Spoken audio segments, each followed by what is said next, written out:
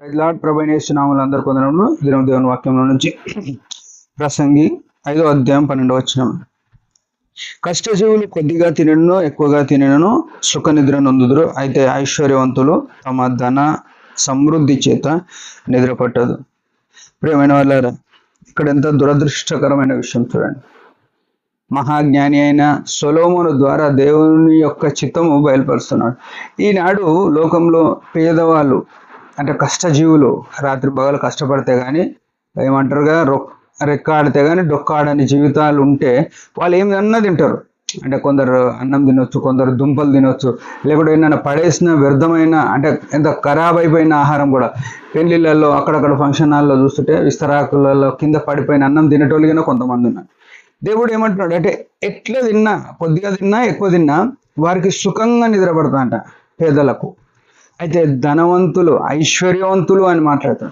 ఐశ్వర్యము ధనము ఎక్కువైనప్పుడు ఏం చేస్తారంటే ఆ ధనము అభివృద్ధి చేసుకోవాలని వారు రాత్రి పగలు అంటే 24 గంటలు వారి ప్రయాసం అంతా ధనం ఎట్లా పెంచుకోవాలి అనే ఆలోచనలో ఉంటారు. దాన్ని ఎట్లా అభివృద్ధి చేద్దామని ఇక్కడ అదే మాట ఉంది కదా. అయితే ఐశ్వర్యవంతులు తమ ధన సమృద్ధి చేత వాళ్ళకి నిద్ర పట్టదు. వారి బిజినెస్ను వారి డబ్బును ఎట్లా అభివృద్ధి చేయాలి, ఇంకా ఎక్కువ చేయాలనే ఆలోచనలో ఉంటారు.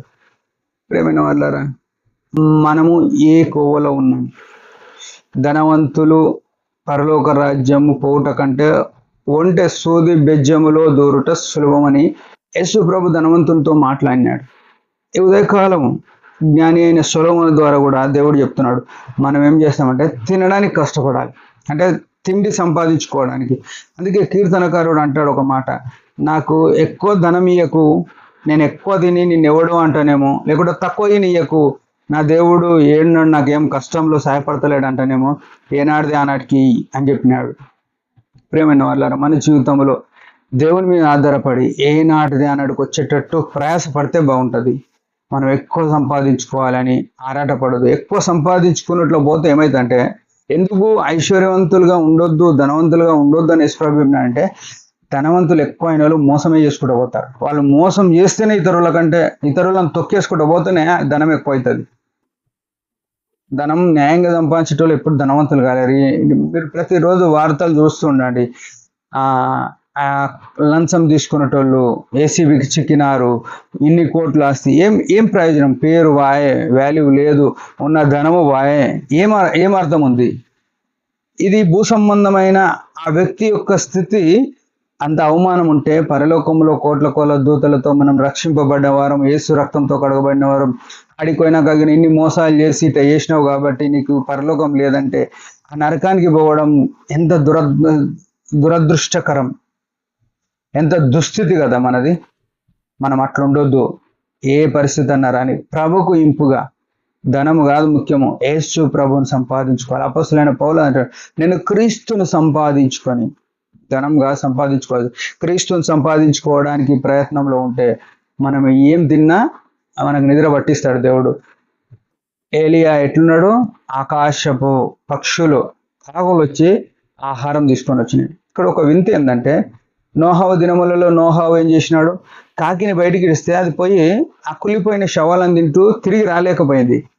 కానీ దేవుడు పంపిన కాకులు ఏం చేస్తున్నాయి? మాంసం తీసుకొని వచ్చినాయి. అంటే మనము వాడుకుందాం అనుకుంటే మన ఇష్ట ప్రకారం ఏది జరగదు.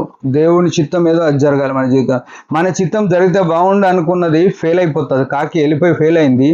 దేవుడి చిత్తంలో ఉన్న కాకి తీసుకొని వచ్చి ఆహారం ఇచ్చింది.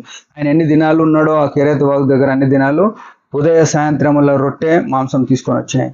ఈ గొప్ప దేవుణ్ణి మనము సంపాదించుకోవడానికి ప్రయత్నం చేద్దాం. ఆయన మనల్ని పోషించే సామర్థ్యుడు.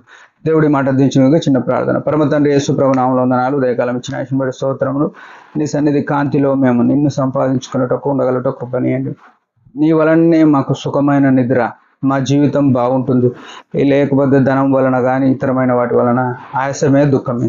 దయతో క్షమించి నీ చిత్తంలో ఉంట కృపనీయమని యేసు ప్రభు నామములో ప్రార్థిస్తున్నాం తండ్రి, ఆమెన్. మీరు అందరి పరిచయం గురించి భారంగా ప్రార్థన చేయండి. Praise the lord.